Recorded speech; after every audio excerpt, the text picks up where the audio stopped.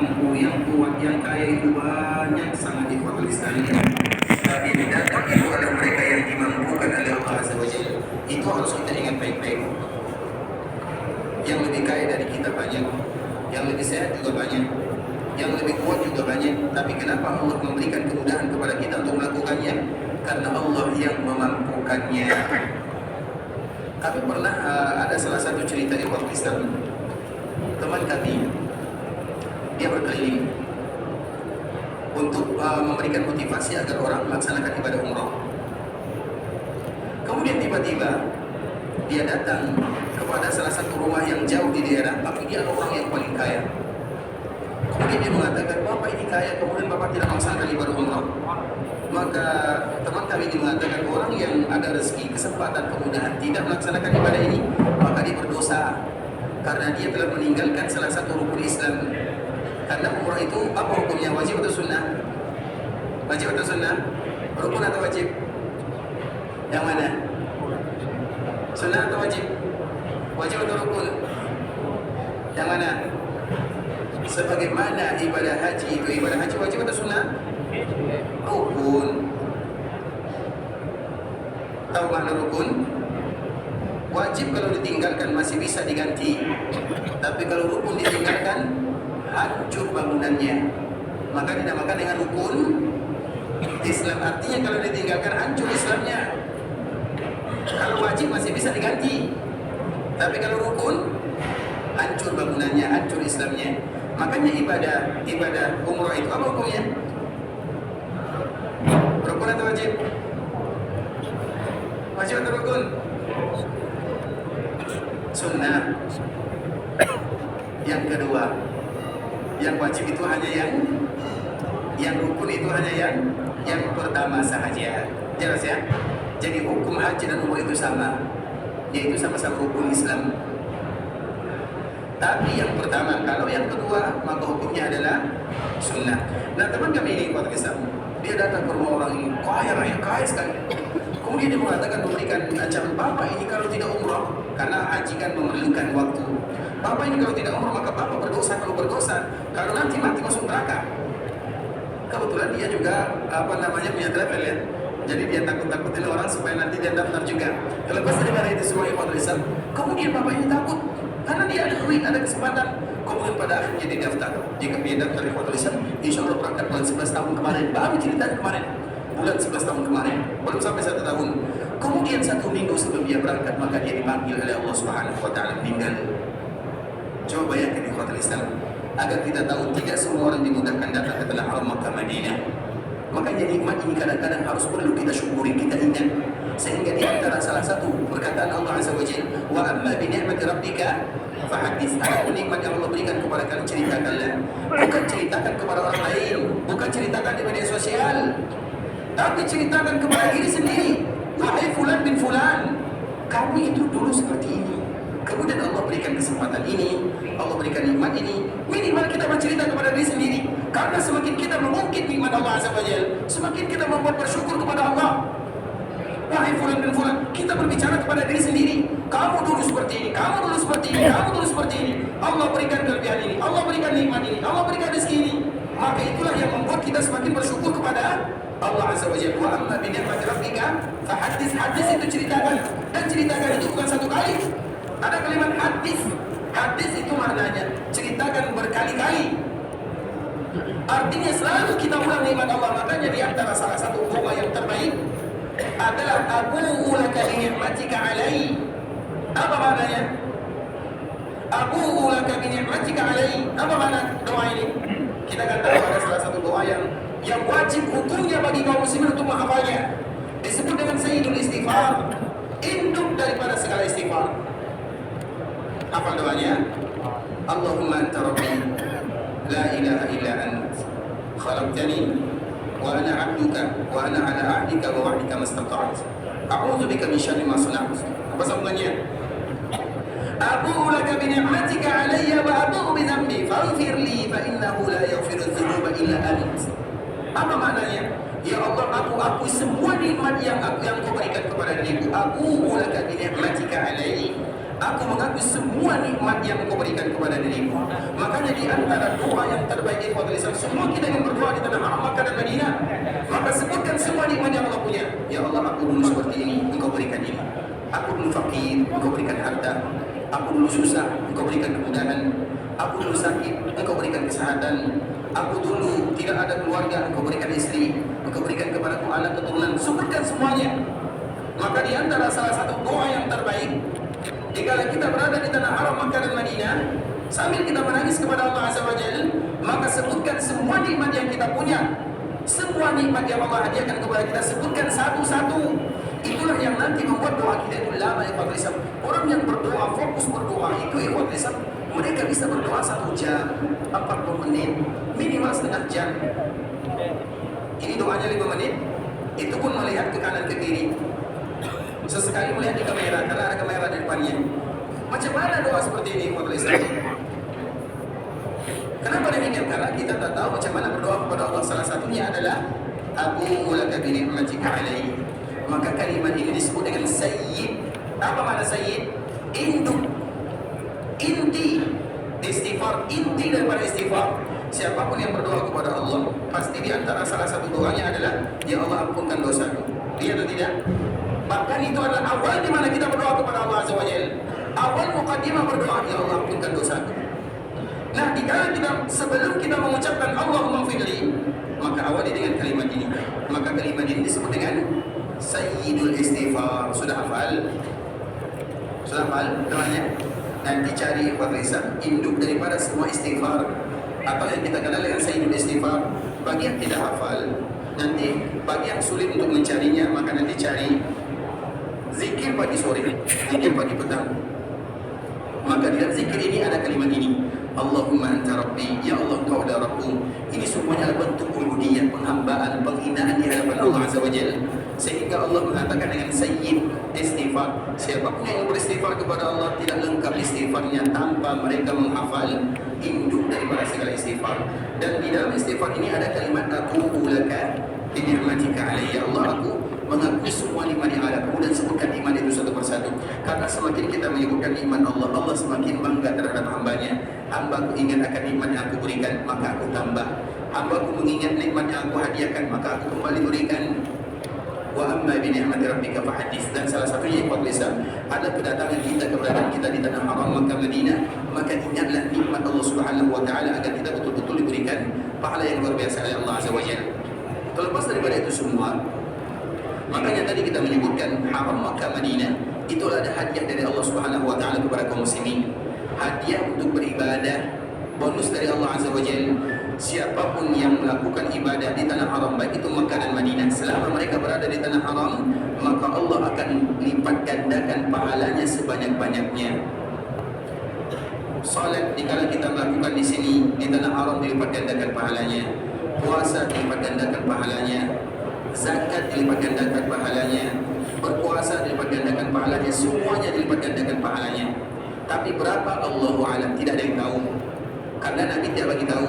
Yang Nabi bagi tahu hanyalah ibadah salat, itu pun Nabi tidak menyebutkan secara pasti. Makanya Nabi SAW menyebutkan barang siapa yang salat di Masjid Nabawi, pahalanya berapa? Berapa pahalanya? Salah. Nabi menyebutkan lebih daripada 1000. Bisa dipahami? Nabi menyebutkan lebih daripada 1000. Pertanyaan yang kedua, lebih daripada 1000 itu berapa? Bukankah Nabi mengatakan dalam hadisnya, salatun fi masjidi hada khairun, orang yang salat di dalam masjidku ini lebih baik, sama dengan firman Allah Azza wa Jalla, khairun min alfi syahrin, tentang malam Lailatul Qadar. Orang yang dapat beribadah di malam Lailatul Qadar, berapa pahalanya? Bukan 1000 bulan. Tapi lihat ada kalimat khair. Apa makna khair? Apa arti khair? Khair itu bukan baik artinya. Apa arti khair? Kebaikan yang banyak. Sama tidak baik dengan kebaikan yang banyak? Tak sama. Makanya kalimat khair itu artinya kebaikan yang banyak. Makanya salah satu nikmat yang Allah Subhanahu wa taala berikan kepada Nabi sallallahu alaihi wasallam disebutkan dalam ayat yang semua kaum muslimin hafal, inna a'tainakal kautsar. Apa arti kautsar? Kausar itu artinya diambil dari kata-kata kasura. Apa arti kasura? Kasir. Apa arti kasir? Salah. Banyak sangat. Beza kan? Banyak dan banyak sangat tak sama. Artinya Allah berikan kepada Nabi kebaikan yang terbaik, yang terbanyak, yang banyak sangat di ikhwatul Islam. Begitu juga dengan kalimat khair. Maka oleh karena itulah di antara salah satu nama kota Madinah adalah Darul Akhyar, daerah yang memiliki kebaikan yang banyak sekali. Disebut dengan Darul Akhyar. Salah satunya adalah ibadah salat. Maka Nabi mengatakan, "Salatun fi masjidi hada khairun." Orang yang salat di dalam masjidku ini artinya lebih baik daripada 1000. Jadi bukan 1000. Jangan kita katakan orang yang salat di Masjid Nabawi pahalanya 1000 terlalu sedikit. Tapi Nabi menyebutkan lebih baik daripada 1000. Pertanyaannya, lebih baiknya berapa? Berapa lebih baiknya? Ada yang tahu? Tak ada yang tahu. Karena Nabi tak bagi tahu. Yang Nabi bagi tahu hanya lebih baik. Berapa lebih baiknya? Allahu a'lam. Artinya ibadah solat yang dibagi tahu oleh Nabi sallallahu alaihi wasallam bahwa itu pahala lebih daripada 1000, itu pun kita tak tahu macam mana pahala yang besar disediakan oleh Allah Azza wa Jalla. Artinya tidak ada ibadah yang diberitahukan oleh Nabi sallallahu alaihi wasallam berapa pahala yang sesungguhnya. Maknanya apa? Bersainglah kita di sana. Sehingga jika kita datang ke tanah haram Makkah atau Madinah, maka tujuan langkah awal kita datang ke sini adalah untuk bersaing, mendapatkan pahala dari Allah Azza wa Jalla, bersaing mendapatkan setiap keutamaan, bukan bersaing belanja. Bisa dipahami? Bersaing dalam mendapatkan ibadah, bonus dari Allah Azza wa Jalla. Maka salah satu Makkah dan Madinah ini merupakan di antara bonus dari Allah Subhanahu wa taala. Tapi kalau kemudian di antara salah satu keutamaan hadis Nabi sallallahu alaihi wasallam menyebutkan Al-Madinatu haramun. Ini merupakan di antara keutamaan kota Madinah. Al-Madinatu haramun ma baina 'airin ila thur. Sesungguhnya kota Madinah itu adalah kota yang diharamkan oleh Allah Azza wa Jalla. Bukan Nabi yang mengharamkan, tapi Allah yang mengharamkan. Keharaman kota Madinah itu sangat jelas semenjak Nabi sallallahu alaihi wasallam berada di dalamnya. Makanya tanah haram itu menjadi haram. Tanah haram itu menjadi haram semenjak Allah menciptakan langit dan bumi. Tanah haram itu menjadi haram, artinya Allah ketika menciptakan langit dan bumi, Allah telah menentukan ini tanah haram, ini tanah haram. Hanya saja keharaman itu tampak jelas di Mekah melalui lisan Nabi Ibrahim, di Madinah melalui lisan Nabi sallallahu alaihi wasallam. Sehingga dengannya Nabi mengatakan, "Inna Ibrahim harrama Makkah wa inni haramtul Madinah." Sesungguhnya Nabi Ibrahim mengharamkan Makkah dan aku juga mengharamkan Madinah. Bukan Nabi Ibrahim yang mengharamkan Makkah, bukan pula Nabi yang mengharamkan Madinah, tapi yang mengharamkan Makkah adalah Sang Pencipta. Yang mengharamkan Madinah Allah Subhanahu wa taala, tapi melalui lisan Nabi Ibrahim di Makkah, melalui lisan Nabi sallallahu alaihi wasallam di Madinah. Orang Madinah ini tak tahu kalau Madinah itu haram kecuali setelah Nabi sallallahu alaihi wasallam berada di sini. Ketika Nabi berada di sini, maka Madinah menjadi tanah haram sampai hari kiamat. Dan keharaman Madinah sampai hari kiamat di kota Islam hendaklah bagi kaum muslimin untuk berjaga-jaga di kala mereka berada di dalamnya. Setiap kaum muslimin berada di kota Madinah, mereka harus ingat sedang berada di tanah haram, bukan tanah halal. Kenapa disebut dengan tanah haram? Haram itu artinya menghargai, menghormati. Maka disebut dengan haram. Haram itu haram, hormat. Kalau bahasa kitanya hormat, makanya kalimat hormat, menghormati diambil dari kata-kata haram. Harim. Harim itu artinya wanita yang baik yang sudah punya suami atau yang belum punya suami. Kenapa disebut dengan harim? Karena wajib bagi kita menghormatinya, maka disebut dengan harim. Kalimat haruma itu ikhwatul Islam, wajib bagi kita menghormati dan jaga-jaga di sana. Salah satunya adalah tanah haram. Kenapa tanah haram disebut dengan tanah haram? Karena kita harus menempatkan diri sesuai dengan keadaan dari tanah haramnya. Dan kita selalu mengatakan ikhwatul Islam, kita contohkan misalnya, dikala kita melaksanakan ibadah umrah atau melaksanakan ibadah haji, maka kita akan melewati miqat. Ketika kita melewati miqat, maka di antara salah satu sunnahnya atau wajibnya adalah memakai pakaian 2 helai, baik yang berwarna putih, dan itu adalah sunnahnya, dan boleh juga selain warna putih. Bagi yang laki-laki boleh berwarna putih dianjurkan, tapi kalau tak dapat yang warna putih maka boleh warna apa sahaja. Yang mana pakaiannya disebut dengan pakaian ihram. Kenapa disebut dengan pakaian ihram?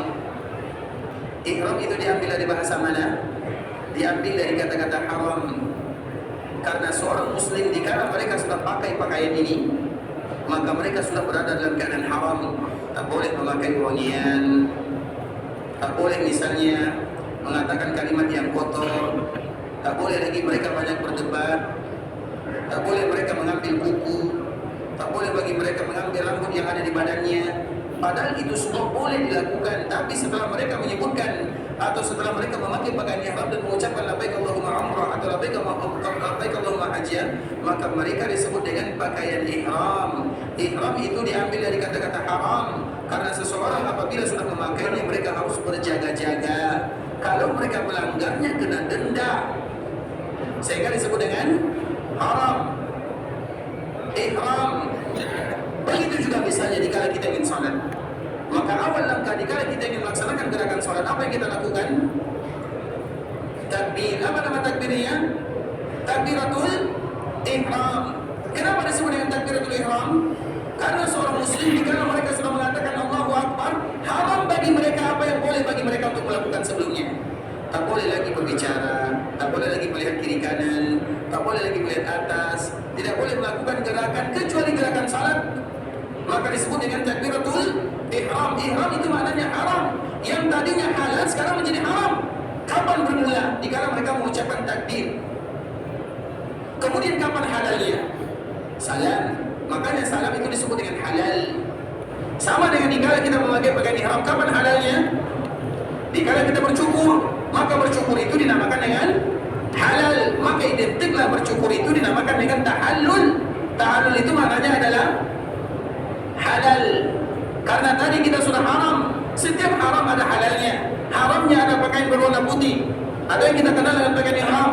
Haramnya ada pakaian ihram. Halalnya adalah bercukur. Makanya bercukur itu bukan tahallul namanya. Bercukur itu bahasa Arabnya ikhwat Islam adalah al-halak atau taksir. Bercukur itu bahasa Arabnya atau namanya adalah halaqah, bukan tahallul. Tahallul itu artinya adalah halal, tapi biasanya halal itu ikhwatisan akhirnya adalah dengan bercukur. Bisa dipahami perbedaan antara dua ini? Karena bukan berarti setiap bercukur harus halal, terutama dalam ibadah haji. Ini bukan pembahasan pada saat ini ikhwatisan, tapi kita ingin menyebutkan kapan haramnya, kapan halalnya. Ada haram, ada halalnya. Begitu juga dengan salat. Kapan haramnya? Dikala takbir maka disebut dengan takbiratul ihram. Kapan halalnya? Dikala salat maka salamnya disebut dengan salam halal. Ketika kita berada di haram, baik haram dikala memakai pakaian ihram atau dikala kita berada di haram takbiratul ihram, maka kita akan jaga-jaga diri. Begitu juga dikala kita berada di tanah haram. Sama ikhwatul Islam, dikala kita berada di tanah haram harus jaga-jaga diri bahwa kita sedang berada di tanah haram, bukan tanah halal. Artinya jangan lakukan kebiasaan-kebiasaan yang biasa kita lakukan, yang banyak bicara. Tak usah lagi banyak bicara. Yang misalnya melakukan perkara-perkara yang mubah, kita datang ke sini bukan untuk melakukan perkara yang mubah, kita datang ke sini untuk beribadah. Apalagi yang biasa melakukan perkara-perkara makruh. Apa perkara makruh? Merokok misalnya. Ada di sini yang merokok? Insyaallah tidak ada ya. Alhamdulillah tidak ada yang mengaku. Tadi pada saya kita lanjutkan. Itu kan perkara-perkara kita sedang berada di tanah haram. Hargai haram, hargai haram. Tak pantas rasanya kita berada di tanah haram. Yang mubah saja tak boleh kita lakukan. Apalagi yang makruh, apalagi yang haram. Kita selalu memberikan contoh ikhwan Islam. Mohon maaf ya. Tapi ini yang takut mendengar boleh tutup telinga. Tapi ini adalah bagian daripada motivasi karena kita ingin menghargai tanah haram. Haram itu artinya mesti bagi kita menghormati. Misalnya kita contoh, ada di antara kita yang hobi suka main bola misalnya Piala Dunia atau main bola, ada orang pencinta main bola. Itu boleh atau tak boleh?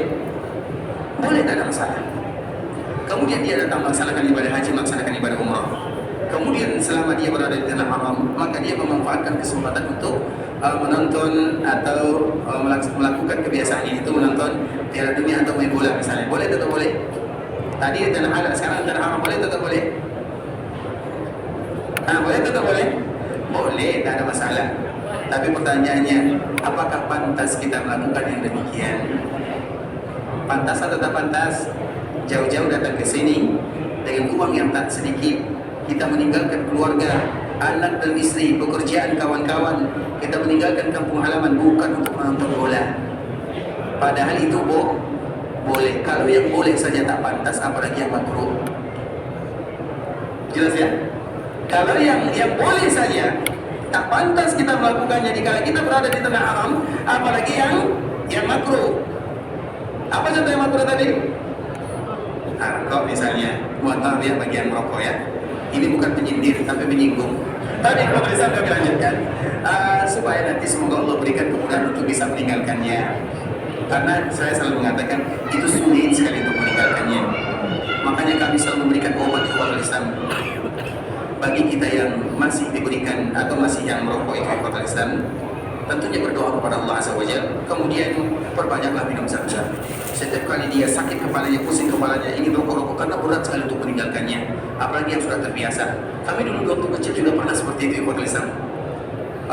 Tapi bukan rokok asli, rokok apa namanya dari ada kelapa, kemudian di dalamnya ada apa namanya kelapa itu dibuka kelapa, kemudian ada apa namanya sabutnya ya, kemudian sabutnya dilipat-lipat, kemudian digulung pakai kertas. Itu sulit untuk meninggalkannya, apalagi yang rokok yang bisa menyebabkan kanker, apalagi itu yang menyebabkan sakit itu tak ringan. Maka jika kita berada di tanah haram, setiap kali kita ingin ikhwal Islam ambil zam-zam, datang ke Masjid Nabawi, duduk di Masjid Nabawi, lawan. Karena kalau kita tak lawan, siapa lagi yang melawannya? Ini tanah haram, ini kampung halaman Nabi. Tak pantas rasanya kita melakukan perkara yang dibenci oleh Nabi. Dan semoga orang yang diberikan ujian masih merokok, semoga dimudahkan untuk meninggalkannya. Nanti mereka pulang ke hotel, ambil semuanya, dibuang ke tong sampah. Bismillah, aku tinggalkan karena Allah. Kemudian minum zam-zam, ya Allah bantu aku untuk melakukannya. Bisa ya Islam kalau kita bisa mau melakukannya. Karena sekarang kita berada di tanah haram, tanah di mana memberikan perubahan dalam kehidupan. Tujuan kita berada di tanah haram ini adalah untuk berubah dari baik kepada lebih baik, dari buruk kepada baik. Itulah tujuan di mana kita beribadah. Sebagaimana kita juga senantiasa mencontohkan ikhwatul Islam, Nabi SAW setiap kali ingin salat, kemudian Nabi merasakan bau yang tidak sedap dari bawang merah dan bawang putih, karena biasanya bawang merah, bawang putih itu mengeluarkan wangi yang tidak sedap. Maka Nabi mengatakan, "Fala yaqrabanna masjidana." Orang yang makan bawang merah, bawang putih jangan dekat-dekat Masjid Nabawi. Nabi mengatakan kalimat ini di dalam Masjid Nabawi. Padahal bawang merah, bawang putih halal atau haram? Kalau rokok halal atau haram? Makruh ya? Tidak ada masalah. Mau mengatakan makruh silahkan. Mengatakan haram juga tak ada masalah. Kita bukan membahas masalah hukum, tapi kita membahas masalah adab dan kepantasan atau tidak. Kita tak bahas masalah hukum ya. Makanya Nabi SAW mengatakan, barang siapa yang memakan bawang merah, bawang putih tanpa dimasak tentunya. Karena kalau tidak dimasak itu mengeluarkan bau yang tidak sedap di ikhwatul Islam. Tapi kalau dimasak baunya hilang. Makanya Nabi mengatakan biasanya dulu para sahabat itu mereka suka bawang merah, bawang putih. Jangankan sahabat, sampai sekarang itu banyak orang yang masih suka. Makanya dimasak, kalau masak dia hilang baunya. Tapi kalau tak dimasak tidak boleh mendekati Masjid Nabawi. Sehingga para sahabat mereka berjaga-jaga setiap kali sholat, jauh-jauh sebelumnya baru mereka makan bawang merah, bawang putih. Kalau mereka yang datang ke Masjid Nabawi mereka tak makan, kecuali direbus atau dihilangkan baunya. Karena Nabi berpesan jangan ada di antara kalian yang dekat masuk Masjid Nabawi ketika mereka makan bawang merah, bawang putih. Padahal itu halal. Dalam riwayat yang lain Nabi menyebutkan, barang siapa yang makan bawang merah, bawang putih kami akan usir ke perkuburan Baqi. Padahal hukumnya halal. Kalau rokok diusir ke Uhud, contoh misalnya kan, atau ke tempat yang lain misalnya. Mau kita datang ke sini untuk beribadah di Masjid Nabawi.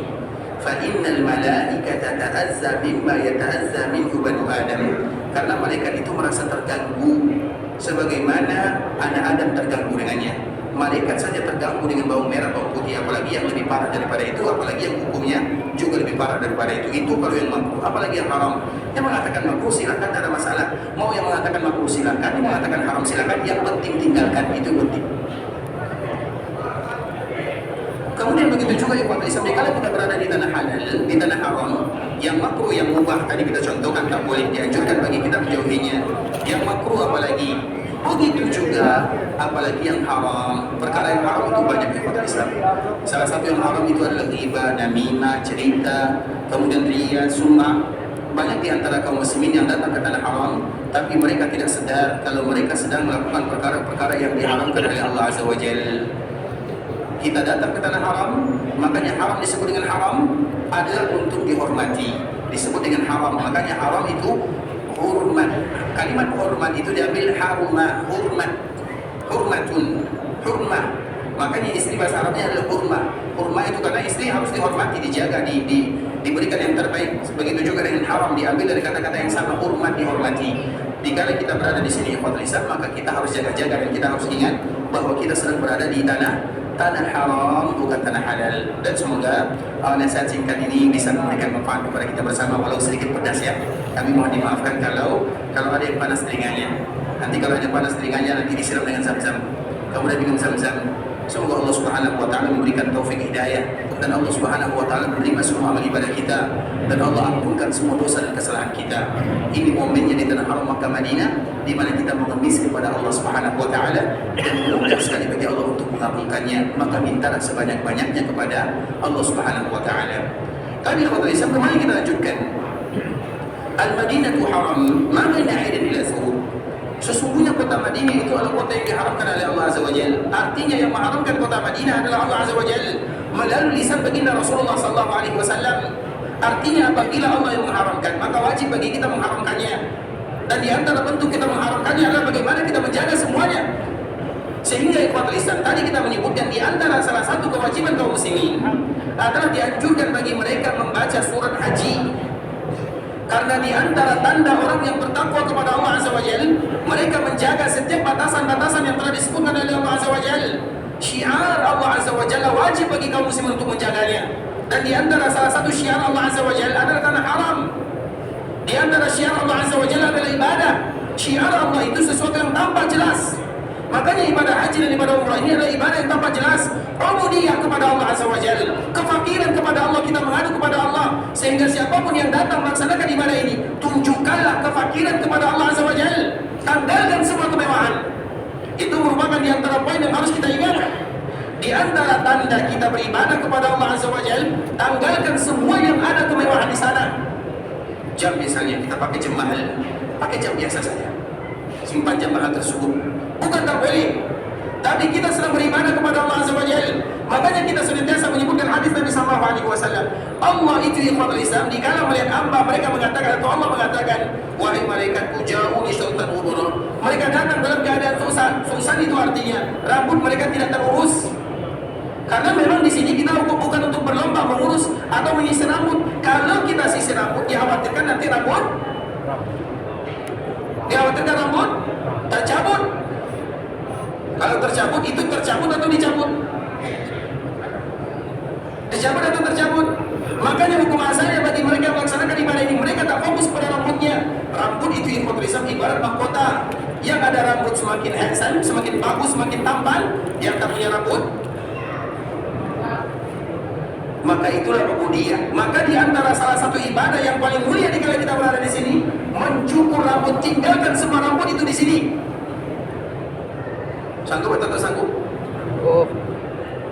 Di antara bentuk ubudiyah itu ibadah Islam. Kalau kita melaksanakan ibadah yang mulia ini, rambut itu jangan bawa pulang. Tinggalkan semuanya untuk Allah Subhanahu wa taala. Sehingga kita memulai kehidupan yang baru, rambut yang baru. Kecuali kalau ada sakit atau dimarahi istri, apalagi yang lain. Atau misalnya dipecat dari jabatan, misalnya tak ada rambut, nanti dipecat misalnya. Rambut yang paling bagus itulah rambut Nabi sallallahu alaihi wasallam, yang terbaik, rambut yang sempurna, yang penuh dengan berkah. Tapi Nabi dikala melaksanakan ibadah ini tinggalkan semua. Nabi tak pernah memendekkan rambutnya dikala beribadah. 4 kali Nabi umrah, 1 kali Nabi haji. Nabi tak pernah memendekkan rambutnya. Nabi bercukur habis. Padahal rambut Nabi adalah rambut yang terbaik. Sedangkan rambut kita banyak ketombek, kutu, apalagi tinggalkan semuanya di sini. Juga untuk kesehatan kan.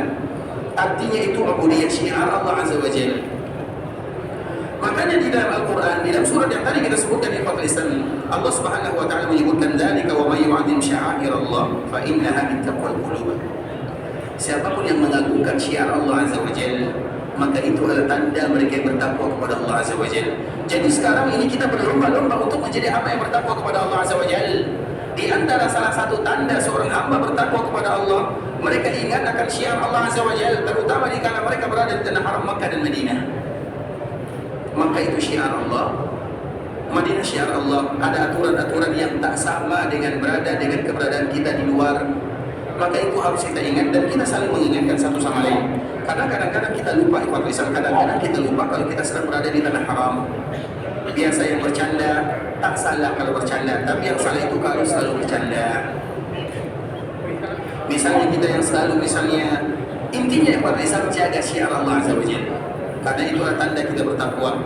Dan kita harus ingat setiap kali kita ingin melakukan sesuatu yang bisa melalaikan kita, baik perkara yang mubah, perkara yang makruh, perkara yang haram, maka kita ingin berubah dan kita ingin menjadi hamba yang bertakwa kepada Allah Azza wa Jalla. Maka itulah gunanya disebut dengan tanah haram. Al-Madinatu haram. Madinah itu haram. Seolah-olah Nabi SAW mengingatkan kepada kaum muslimin, terutama di kalangan berada di kota Madinah, ingat akan kalimat Nabi SAW, Al-Madinatu haram. Madinah itu adalah tanah haram. Jaga baik-baik, jaga adab, jaga sifat, jaga akhlak. Adab yang terbaik yang pertama adalah adab kepada Allah Azza wa Jalla. Adab yang berikutnya adalah adab kepada Nabi SAW. Kemudian adab yang ketiga adalah adab kepada kaum muslimin. Kemudian baru adab kepada yang lainnya, adab kepada hewan, adab kepada semuanya. Sehingga dikala kita berada di tanah haram ini, Fathul Islam, al-haram, jaga adab semuanya. Adab kepada siapa yang pertama? Adab kepada Allah. Bagaimana cara kita menjaga adab kepada Allah? Dengan ubudiyah. Kemudian adab kepada Nabi SAW. Macam mana cara kita beradab kepada Nabi? Dengan menjaga kampung halaman Nabi SAW. Ini bukan kampung siapa-siapa, ini kampung baginda Nabi SAW. Maka di antara salah satu nama kota Madinah adalah Baladul Rasul. Di antara salah satu nama kota Madinah, Baladul Rasul, kampung Rasulullah SAW. Disebut dengan kota Nabi, disebut dengan Madinah Nabawiyah. Nabawiyah itu diambil dari kata-kata Nabi. Artinya ini merupakan kampung halaman Nabi Sallallahu Alaihi Wasallam. Kalau sekiranya kita tidak menjaga kampung halaman Nabi, macam mana kita menjaga kampung halaman yang lainnya yang kuat Islam? Kampung Nabi kita tak jaga. Makanya jika kita berada di sini, ingat akan kalimat ini, Al-Madinatu haram. Al-Madinatu haramun. Madinah itu adalah daerah yang diharamkan. Al-Madinatu haramun min kada wa kada, min kada ila kada, kata Nabi Sallallahu Alaihi Wasallam. La yuqdamu syajaruha. Di antara bentuk keharaman kota Madinah, Nabi menyebutkan Al-Madinatu haramun min kada ila kada. Sesungguhnya kota Madinah itu haram dari tempat ini ke tempat ini.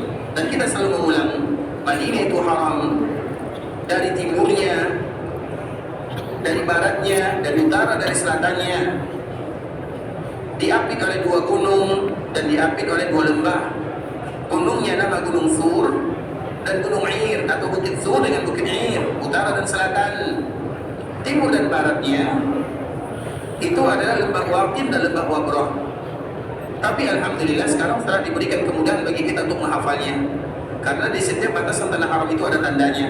Dan setiap tanah haram itu ikhwatul Islam tandanya sesuai dengan bangunan masjidnya. Jadi bagi yang bisa baca, yang tak bisa baca, mereka tahu kalau ini adalah batasan haram. Misalnya tanda haram yang ada di luar, jadi bangunan itu ada tanda-tanda.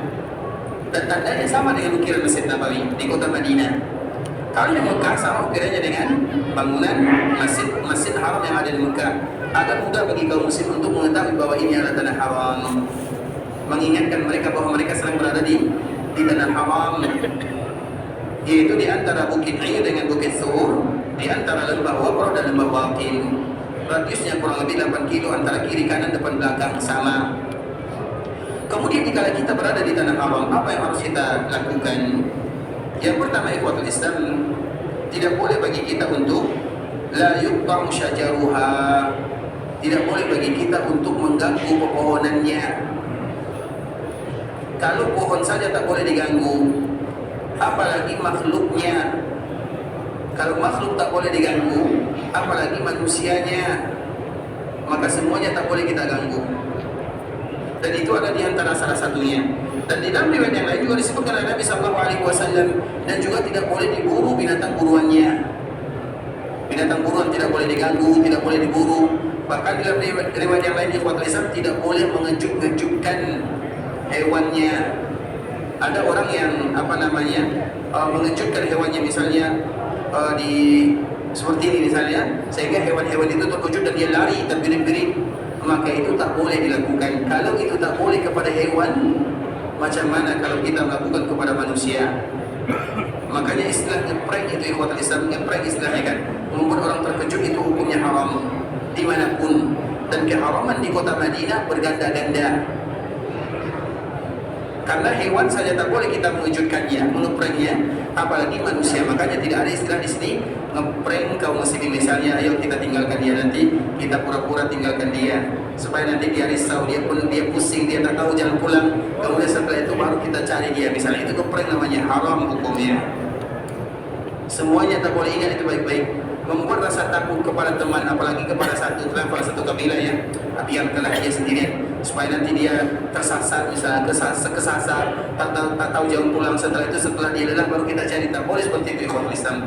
Apapun yang sifatnya membuat rasa takut, maka itu dijauhi. Karena pohonnya saja tak boleh diganggu, binatangnya saja tak boleh dikacau, apalagi manusia yang tinggal di dalamnya.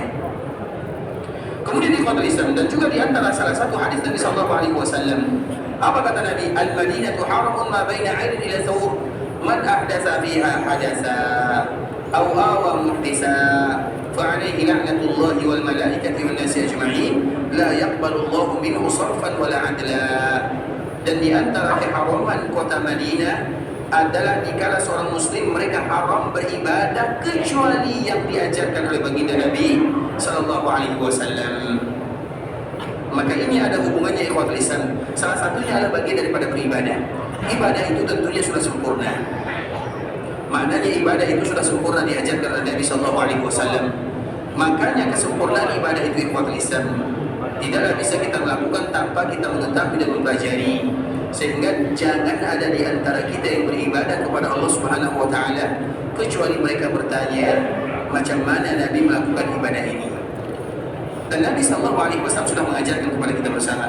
Dan itu adalah bentuk keharaman kota Madinah, karena ada dalil khusus, man ahdatsa fiha hadatsa aw awa muhdisa. Ancamannya fa alaihi la'natullah, laknat Allah darinya untuknya, laknat manusia, laknat semua yang lain, laknat semua manusia, dan Allah tidak akan menerima amal ibadahnya. Dan insya Allah pembahasan ini esok kita akan kembali sambung ikhwatul Islam, terutama tentang keharaman kota Madinah. Salah satunya berkaitan dengan ibadah, karena kita selalu mengatakan tidak semua orang beribadah ibadahnya tepat, dan tidak semua orang beribadah ibadahnya diterima oleh Allah Subhanahu wa taala. Itu poin yang harus kita tahu. Makanya ada salah seorang sahabat, dikala dia masuk Masjid Nabawi, kemudian Nabi ada di ujung atau Nabi ada di Masjid Nabawi. Dikala dia masuk, dia sholat dulu. Kemudian dikala dia sholat 2 rakaat, maka dia mengucapkan salam kepada Nabi. Karena tentunya dikala kita masuk Masjid Nabawi, yang harus dilakukan pertama adalah menemui atau melaksanakan hak Allah Azza wa Jalla. InsyaAllah besok kita akan jelaskan. Kemudian dikala Nabi SAW, dikala dia mengucapkan salam kepada Nabi, apa kata Nabi? Irji' fasalli fa innaka lam tusalli. Esok kita sambung pembahasan ini ya. Semoga memberikan manfaat kepada kita bersama. Ikhwatul Islam, saudara kaum muslimin, para tetamu Allah rahimani wa rahimakumullah. Sampai di sini pembahasan yang bisa kami jelaskan. Yang benar dari Allah Subhanahu wa taala, yang salah tentu dari diri kami pribadi. Karena kurang ilmu kami, karena kebodohan, karena kejahilan, karena ketidaktahuan kami mohon maaf kalau ada kata-kata yang salah, kalimat yang kurang tepat, bahasa yang kurang bagus, atau lisan yang pedas kami menyampaikannya, kami mohon dimaafkan. Dan tujuannya adalah untuk saling mengingatkan kaum muslimin, karena terlalu mulia kota Madinah, kata Rasulullah SAW. Seorang mukmin yang mencintai Nabi, pasti mereka mencintai semua yang dicintai oleh Nabi, pasti mereka memuliakan semua yang dimuliakan oleh Nabi. Dan salah satu yang dicintai oleh Nabi adalah kotanya, daerahnya, yaitu kota Madinah. Maka wajib bagi kita untuk memuliakan apa yang dimuliakan oleh Nabi SAW.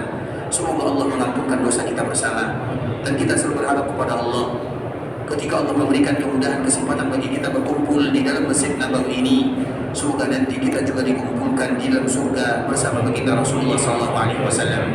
bagi kita yang ingin meninggalkan Madinah menuju Mekah untuk beribadah, semoga Allah menerima semua amal ibadahnya. Allah kabulkan doa dan permintaannya.